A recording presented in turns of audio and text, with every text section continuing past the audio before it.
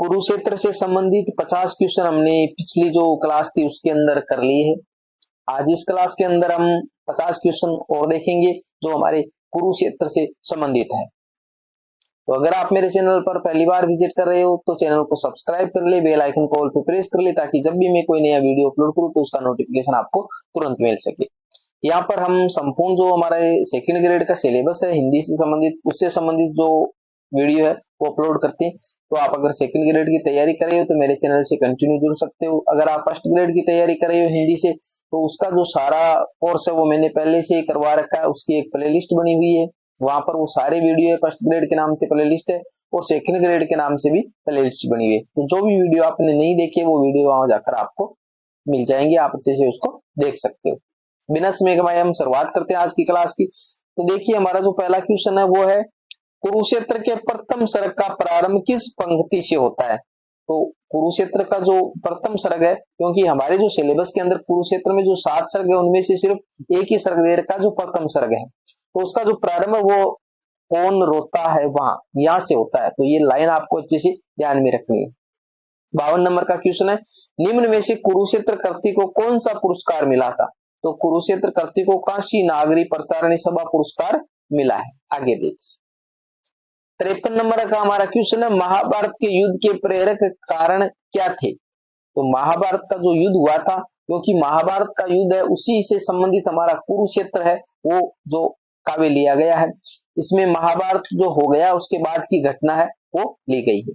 तो इसमें पांडवों की असहिष्णुता उसके कारण युद्ध हुआ था, कृष्ण का युद्ध के लिए दार्शनिक विवेचन और द्रौपदी की उत्तेजना, ये जो तीनों महत्वपूर्ण जो कारण है उसके कारण ही जो महाभारत का युद्ध है वो हुआ था। आगे देखिए 54 नंबर का हमारा क्वेश्चन विजय पुरुष के नाम पर कीचड़ नयन का डालता, इस पंक्ति का क्या अर्थ है। तो इसका अर्थ है सत्यनिष्ठ व्यक्ति सदैव युद्ध के पश्चात रक्तपात पर आंसू बहाता है तथा विजयी पुरुष के युद्ध करने के निर्णय के प्रति अविश्वास और अश्रद्धा व्यक्त करता है। आगे देखिए 55 नंबर का क्वेश्चन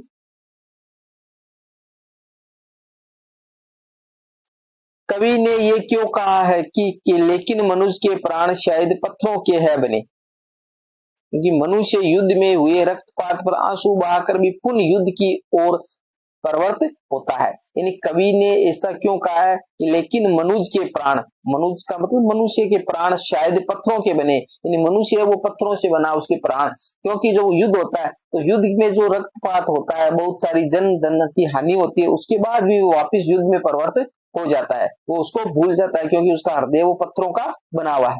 56 नंबर कवि दिनकर ने महाभारत के युद्ध में वृथा निष्फल क्यों कहा है, यानी शांति और सद्भाव स्थापित नहीं होने के कारण।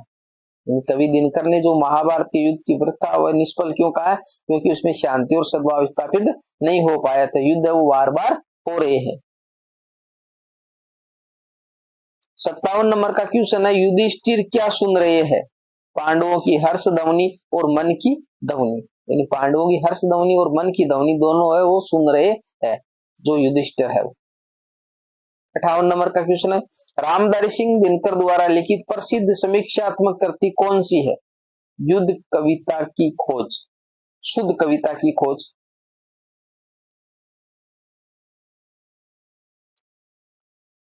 59 नंबर का क्वेश्चन है युधिष्ठिर कुरुक्षेत्र के युद्ध का कारण सोचते हुए उत्तरदायी किसे मानता है, यानी युधिष्ठिर है वो जो कुरुक्षेत्र का जो युद्ध होगा उसके बारे में सोचता है, तो उसको उत्तरदायी जो उसको मानता है कि किस कारण से ये युद्ध हुआ था। आंसर अगले पैराग्राफ में है, उसका उत्तरदायी वो पांडवों को मानते हैं कि पांडवों के कारण ही ये युद्ध हुआ है। 60 नंबर है वृत्त मुक्त केसी किसे कहा गया है, यानी वृत्त मुक्त केसी द्रौपदी को कहा है। वृत्त मुक्त केसी, मुक्त का मतलब खुले जो केस जो बाल है हमारे, ठीक है, खुले केस यानी जो बाल है उसके बारे में कहा है। द्रौपदी ने 13 साल से वो बाल है वो खुले कर रखे थे। 61 नंबर है पार्थ में जाता पिता में पास हूं, ये पंक्ति किसने किससे कही है। तो मैंने आपको पिछले भी वीडियो में बताया पार्थ है वो अर्जुन के लिए आया है, पितामह है वो हमारे भीष्म पितामह के लिए आया है, भीष्म पितामह उसके लिए आया है, और जो जाता में पास हूं ये बात युधिष्ठिर ने अर्जुन से कही है।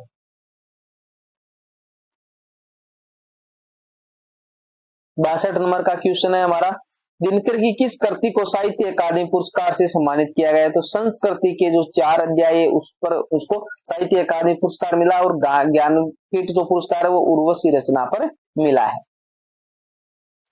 63 नंबर का हमारा क्वेश्चन है, कवि ने जीवितों का व्यंग्य किसे कहा है? यानी विजयी पांडवों की हर्ष ध्वनि को कहा है।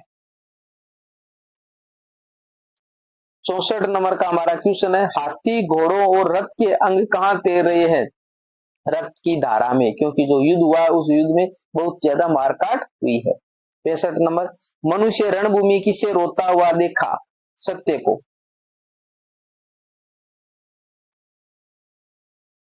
66 नंबर का क्वेश्चन है, कुरुक्षेत्र काव्य का प्रमुख उद्देश्य क्या है?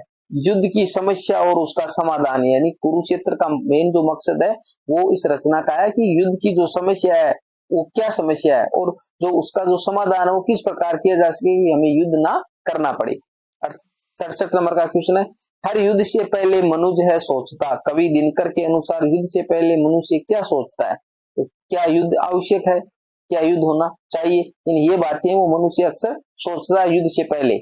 आगे देखो, और है, क्या युद्ध के अलावा कोई अन्य विकल्प नहीं है? यानी युद्ध ही जरूरी है या उसको और कोई ऐसा विकल्प हो जिसके द्वारा युद्ध को टाला जा सके? ऐसी बातें युद्ध से पहले हर मनुष्य सोचता है। 68 नंबर का क्वेश्चन है, युधिष्ठिर वास्तव में युद्ध के द्वारा क्या प्राप्त करना चाहते थे? शांति और सौहार्द। वो चाहते थे कि युद्ध से हम शांति मिलेगी और सौहार्द मिलेगा, परंतु वो दोनों ही उन्हें नहीं मिला। 69 नंबर है, उल्लास जड़ समुदाय का क्या अर्थ है? अपने आनंद में डूबा संवेदनाहीन समुदाय, उल्लास जड़ समुदाय का मतलब है। 70 नंबर का हमारा क्वेश्चन है, महाभारत के युद्ध को सोपन अंत शून्य सा क्यों कहा गया है? अब दुर्योधन के लिए महाभारत का युद्ध निरर्थक हो गया है, इस कारण से।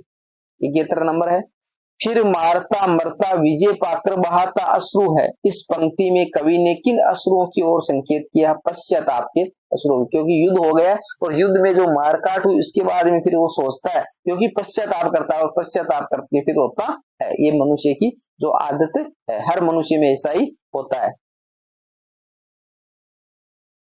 72 नंबर का क्वेश्चन है, तत्व वह करगत हुआ या उड़ गया? यहाँ युधिष्ठिर किस तत्व की बात कर रहे हैं? युद्ध से जो लक्ष्य प्राप्त करना चाहते थे उनके बारे में।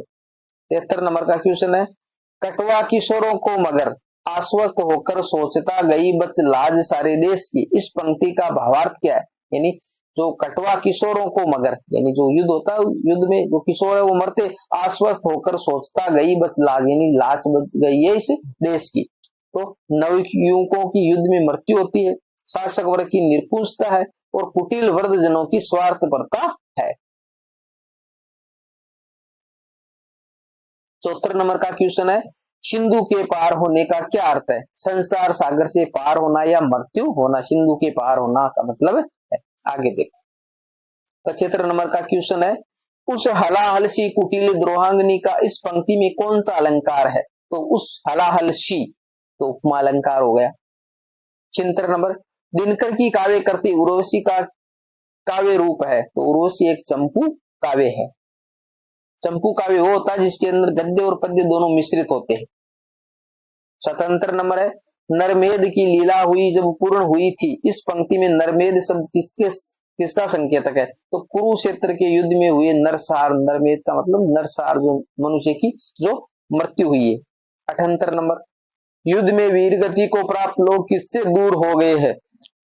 कोलाहल से, ईर्ष्या से और द्वेष से। युद्ध में जो वीरगति को प्राप्त हो गए तो उसको कोलाहल नहीं सुनाई दे रहा है, कोई भी ईर्ष्या नहीं है और कोई भी द्वेष नहीं है उनमें, क्योंकि वो तो यहाँ से चले गए हैं। 79 नंबर का क्वेश्चन है, कुरुक्षेत्र में कौनते से शब्द किसके लिए प्रयुक्त हुआ? तो कौनते युधिष्ठिर के लिए प्रयुक्त हुआ है। 80 नंबर का क्वेश्चन है, कवि दिनकर ने ज्वलित जागृत शिखा प्रतिशोध की पंक्ति में किसकी ओर संकेत किया है? तो द्रौपदी की ओर।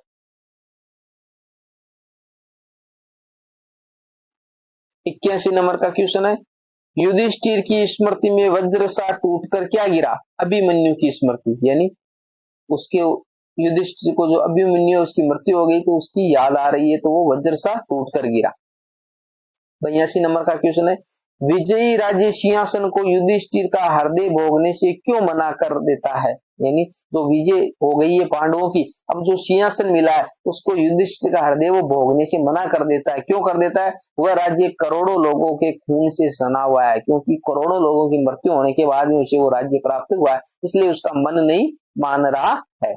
आगे 83 नंबर का हमारा क्वेश्चन है, पीकर लहू जब आदमी के वक्ष का, इस पंक्ति के माध्यम से कवि ने महाभारत के किस प्रसंग की ओर संकेत किया है? यानी भीम द्वारा दुशासन की छाती का लहू पीने का प्रसंग, यानी भीम ने जो दुशासन की छाती पे बैठ के उसका लहू पी लिया था, तो उस प्रसंग की ओर संकेत किया है। 84 नंबर का क्वेश्चन है, युधिष्ठिर को स्वप्न में दुर्योधन क्या कह रहा है? अब तो हम इस संसार से पार उतर गए, यानी युधिष्ठिर है वो जो दुर्योधन की मृत्यु हो गई है, तो उस दो दुर्योधन है उसको सपने में आकर कह रहे हैं कि हम इस संसार से पार निकल गए हैं, अब हमारे बीच में कोई द्वेष नहीं बचा है। 85 नंबर का क्वेश्चन है, एक ऐसा भी पुरुष है जो विकल, इस पंक्ति के द्वारा कवि किस पुरुष की ओर संकेत कर रहे हैं? यानी युधिष्ठिर की ओर संकेत करे, क्योंकि वो विकल है, यहाँ पर व्याकुल हो रहे हैं। 86 नंबर, कवि दिनकर के अनुसार युधिष्ठिर को युद्ध के बाद क्या मिला? व्यंग्य और पश्चाताप, युद्ध के बाद में उसको व्यंग्य मिला और पश्चाताप वो कर रहे हैं। 87 नंबर का हमारा क्वेश्चन है, द्रौपदी के केस कितने वर्षों तक खुले थे? 13 वर्षों तक। 88 नंबर का क्वेश्चन है, लड़खड़ाता सा हवा पर एक सवर निस्सार सा लौट आता था, भटकर पांडवों के पास ही, या कौन सा अलंकार है? तो निस्सार सा, देखो यहाँ पर उपमा अलंकार है, लड़खड़ाता सा। 99 नंबर का क्वेश्चन है, आ गए हम पार, तुम उस पार हो, ये कथन किसका है? उत्तर है दुर्योधन का। दुर्योधन ये बात कह रहे किसी? युधिष्ठिर से। आ गए हम पार, तो ये दुर्योधन कह रहा है तुम उस पार हो, तो तुम का मतलब यहाँ पर युधिष्ठिर से है। 90 नंबर का क्वेश्चन है, तत्व वह करगत हुआ या उड़ गया, पंक्ति में किस तत्व की ओर संकेत किया गया? शांति और सौहार्द की ओर। आगे देखो, कुरुक्षेत्र विजय के बाद कौन विकल हुआ? युधिष्ठिर। 92 नंबर का क्वेश्चन है, युधिष्ठिर महाभारत के युद्ध के लिए किसे उत्तरदायी मानते हैं? तो वो पांचों पांडवों के द्वेष को।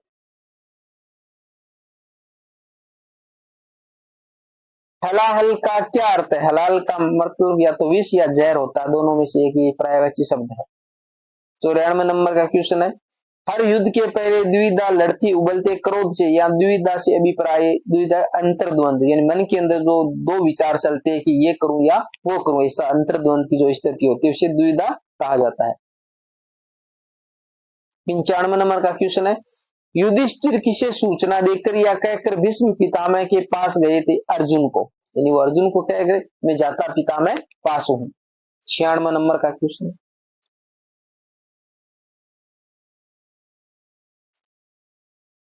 कुरुक्षेत्र के संबंध में कौन सा कथन सही है? जो सही है वो बताना। कुछ स्वार्थी लोग अपने राजनीतिक स्वार्थ के लिए युद्ध थोप देते, ये बात सही है।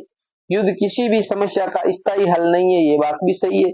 युद्ध के परिणाम बहुत विनाशकारी होते हैं, ये बात भी सही है। तो तीनों पॉइंट है वो कुरुक्षेत्र से संबंधित है। 97 नंबर का हमारा क्वेश्चन है, वज्र सा कुछ टूटकर स्मृति में गिरा, दब गए कौनते ध्रुव भार से, यहाँ वज्र का अर्थ है युद्ध में अभिमन्यु का अन्यायपूर्वक वध हुआ था। 98 नंबर का क्वेश्चन है, वह कौन रोता है वहां, इस पंक्ति में कौन शब्द किसके लिए प्रयुक्त हुआ है? तो आंसर अगले पैराग्राफ में है। तो ये सत्य और युधिष्ठिर के लिए है, यानी सत्य रोता है, और दूसरी बात है जो युधिष्ठिर है वो रो रहा है, उसको सत्य का प्रतीक माना गया है।